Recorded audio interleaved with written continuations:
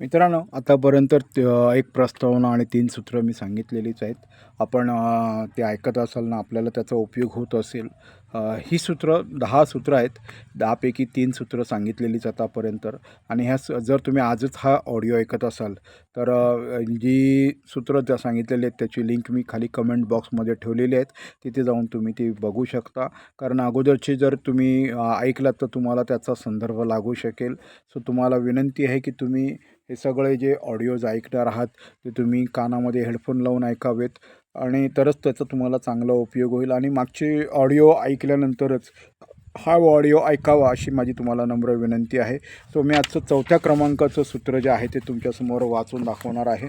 So 4थ्या क्रमांकाचं सूत्र आहे, मी निसर्गाचा सगळ्यात महान चमत्कार आहे. जगाच्या प्रारंभापासून आजपर्यंत कोणतीही व्यक्ती अशी नाही जिला तंतोतंत माझ्यासारखे मन, माझ्यासारखे हृदय, माझे डोळे, माझे कान, माझे तोंड लाभलेले आहे. यापूर्वी असा कोणी नव्हता, आजही नाही आणि उद्याही नसेल, जो अगदी हुबेहूब माझ्यासारखा बोलू, चालू, वागू शकेल आणि विचार करू शकेल. सगळे लोक माझे बंधू आहेत, तरीही मी प्रत्येकापेक्षा वेगळा आहे. मी निसर्गाची एकमेव अद्वितीय रचना आहे.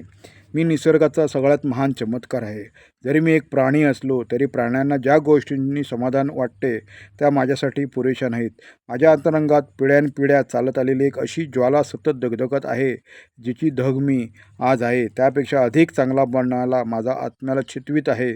या असंतोषाच्या ज्वालेला मी सतत वारा घालीन, तिला अधिक भडकू देईन आणि माझे इतरांपेक्षा असणारे वेगळेपण सिद्ध करीन. कोणीही माझ्याप्रमाणे ब्रश चालवण्याची नक्कल करू शकणार नाही, ना माझ्याप्रमाणे मूर्ती करू शकेल.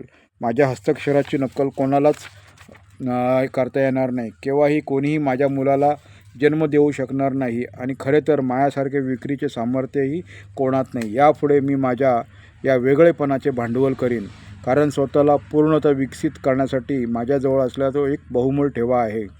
मी निसर्गाचा सगळ्यात महान चमत्कार आहे. मी इतरांपेक्षा वेगळा आहे आणि म्हणून मी इतरांचे अनुकरण करण्याचे निरर्थक प्रयत्न कधीच करणार नाही. त्याऐवजी मी माझे वेगळेपण बाजाराला दाखवून देईन.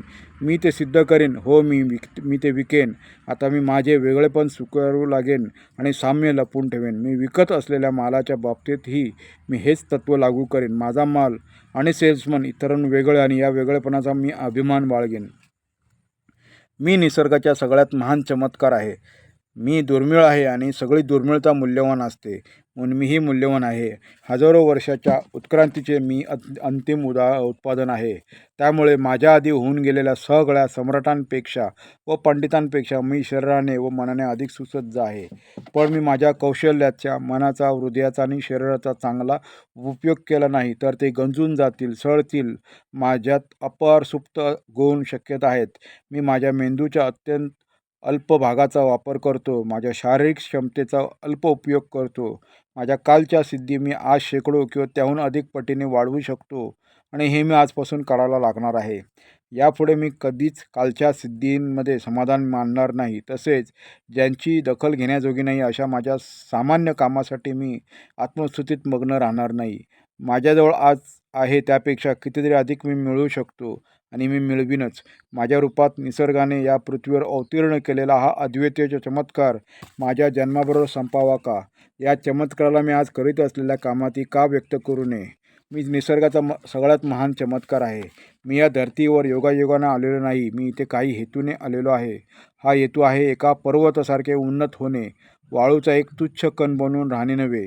यापुढे मी सर्वात उंच गिरीशिखर बनण्यासाठी प्रयत्नाची पराकाष्ठा करीन. त्यासाठी माझ्या सगळ्या सुप्त क्षमतांचा इतका वापर करीन की शेवटी वापर करण्यासाठी काहीच शिल्लक उरणार नाही. मी मानवजातीबद्दल माझे ज्ञान वाढवीन, ज्यामुळे माझ्या विक्रीचा सतत गुणाकार होत राहील.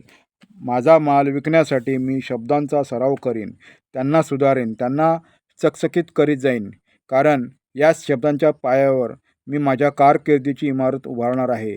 मी हे कधीच विसरणार नाही की केवळ एकदाच उत्कृष्टपणे बोलून अनेकांनी अमाप पैसा व भव्य यश मिळविले आहे. तसेच मी माझ्या वागण्याच्या पद्धती, शिष्टाचार व गौरवपूर्ण वागण्यात सतत सुधारणा करीत राहीन, कारण याच गोष्टीच्या इतरांना आकर्षित करण्यासाठी साखरेची गरज सारतात. मी निसर्गाचा सगळ्यात महान चमत्कार आहे. या क्षणी माझ्यासमोर असलेल्या आव्हानांवर मी माझी सगळी ऊर्जा केंद्रित करेन आणि माझ्या कामात इतका गढून जाईन की मला इतर सगळ्या गोष्टींचा विसर पडेल. माझ्या पारिवारिक समस्या मी घरीच सोडून येईन. बाजारात असताना मी माझ्या परिवाराचा विचार करणार नाही, कारण त्यामुळे माझे विचार स्पष्ट असणार नाहीत. तसेच बाजारातील समस्या बाजारातच ठेवून मी घरी जाईन.